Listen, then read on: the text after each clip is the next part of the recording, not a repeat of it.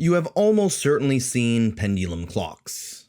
Time moves forward, yet the pendulum swings back and forth between an equilibrium position, of which it never actually stops on, so long as the machine has energy. If you hold the swinging weight and push it in one direction, it will move quickly into the other direction, but then swing back harder in the opposite direction until it goes back to the original momentum. The same could be said for various social movements, online and offline, and oftentimes at the same time and times. One noticeable cycle is the way in which social movements online and offline are influenced by people in positions of power, especially who is occupying the White House at any given moment. This isn't at the behest of the people in power, but rather against the people in power. Let's look at some of the past movements I've mentioned during this series on the history of internet social movements.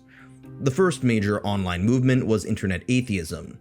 This movement gained widespread popularity online during the presidency of George W. Bush, who received much of his support from evangelical Christians. This had led to an online backlash in the form of r/atheism and countless atheist blogs, articles, and YouTube channels. However, when Obama came into office and the threat of the Christian right had subsided, so too did the new atheist movement. The anti-SJW movement would rise on YouTube and online in general during the second term of the Obama presidency. However, this movement fizzled out shortly when Trump came into office, as RedTubers would rise up with their streams and video essays to take on Trump and his supporters.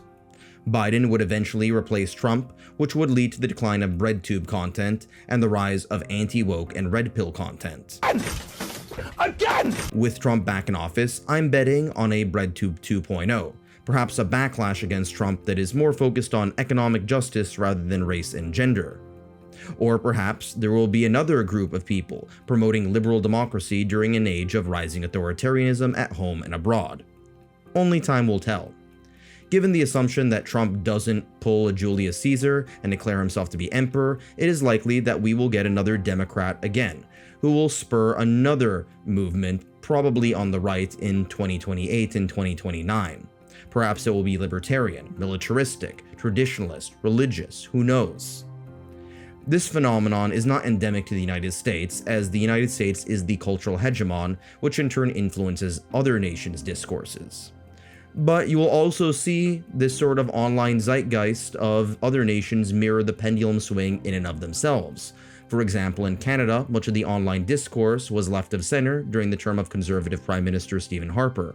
However, when Justin Trudeau became president, he would eventually get a significant amount of online backlash from opposition to his COVID policies and disdain for his political correctness. Maternal love is the love that's going to change the future of mankind.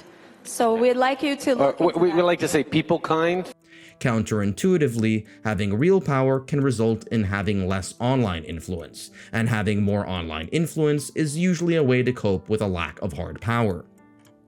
The new atheist dominated online circles from 2007 to 2012, yet had very little IRL influence. Same goes for the anti-SJWs and the alt-right, both of which were very outspoken online but absent in cultural institutions.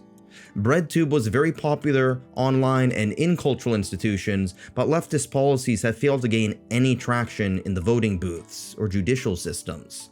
Today, the pro-Palestine movement is extremely vocal online, but the pro-Israel side has had jaw-dropping victories on the battlefield.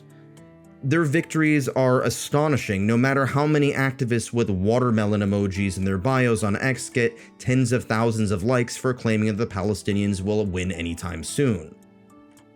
In other words, winning online wars are not the same thing as winning real wars. Winning the court of public opinion is not the same thing as winning IRL opinion, let alone elections. Over the course of my time observing all of these movements, I've noticed a cycle. I'm not claiming that this cycle is something set in stone, ironclad, and should be published in sociological academic journals, as I am not an academic. I'm just an internet narrator. But I do want to share it with you. Here's the cycle. It starts off with the existence of a legitimate grievance or injustice. This could be anything from anger at racism, fundamentalism, poverty, corruption, war, etc. Oftentimes, the people who are angered by this said injustice are not in positions of power to change the circumstances immediately, and so they congregate online. As the message spreads on the internet, it hits a point in which it grows at an exponential pace that wouldn't have been possible on old media. New media, and the internet in general, is much more interactive than television, radio, and magazines. This makes it much faster and easier for momentum within the movement to build, and for the movement to adopt this core ethos, such as a core set of assumptions, values, frameworks, tactics, beliefs, goals, and even aesthetics. The movement will eventually gain traction offline in the form of rallies, protests, and conferences, old media recognition, and in some cases, even policy change. However, movements are made up of people, and as we all know, but the people are retarded. The rise of online circles creates echo chambers in which groupthink triumphs over critical thinking. Ideas that are utterly moronic don't seem so moronic when everybody in your subreddit or Discord group thinks they're great.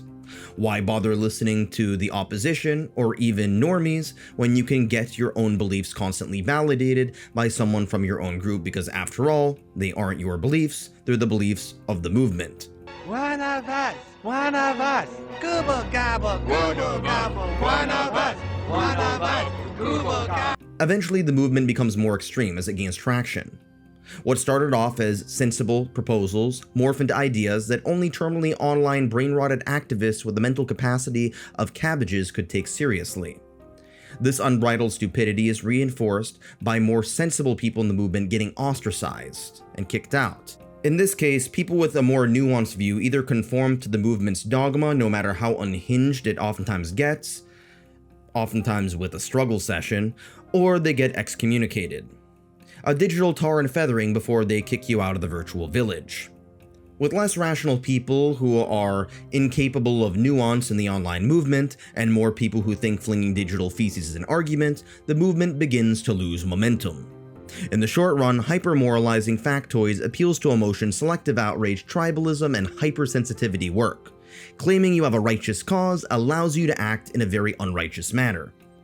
For a period of time.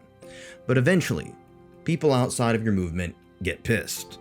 Some of these outsiders might have been former members of the movement that were kicked out for their boring sane takes. But since most of the diehard activists don't listen to contrary opinions, they assume that they're right simply because they believe so. This makes them very vulnerable to arguments and facts that are contrary to their worldview, as they haven't exposed themselves to these critiques.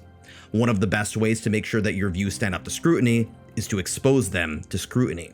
Muscles don't get strong unless you lift weights. A wolf in the harshness of the wild is more adaptable than a pug that spends all day eating and farting on your couch. And there is no one with a tougher immune system on the planet than the people who cook and eat Indian street food. The same thing goes for ideas online and offline. The internet gives us access to plenty of new ideas and methods to spread those ideas to people we've never met in person. But it also allows people to congregate in echo chambers where weak incel ideas fester before they go outside of their echo chambers and get their asses kicked by the cool chat ideas. Eventually, once the movement is so big that a critical mass of normies outside interact with it, there's a backlash. At first, the backlash gets a counter-backlash from the original movement, but the counter-backlash can only work for so long due to various outsiders pointing out the internal contradictions within the movement, shady practices, etc. The backlash may attract various different people groups who don't really like each other, but are united in their opposition to the original movement. After a lot of debates, dogpiling, flame wars, and maybe even some swatting, the original movement loses its special status and declines rapidly. The backlash, however, can have its own excesses that are to be mocked and ridiculed online. On top of that, with their main enemy weakened, the various factions within the backlash start fighting each other, as they no longer have a common enemy to unite them. And the pendulum, for a moment, goes back to its initial equilibrium point, and we all become saner and nuanced. No, just kidding, a new divisive issue pops up and we repeat the cycle of cringe and resentment. Goodbye.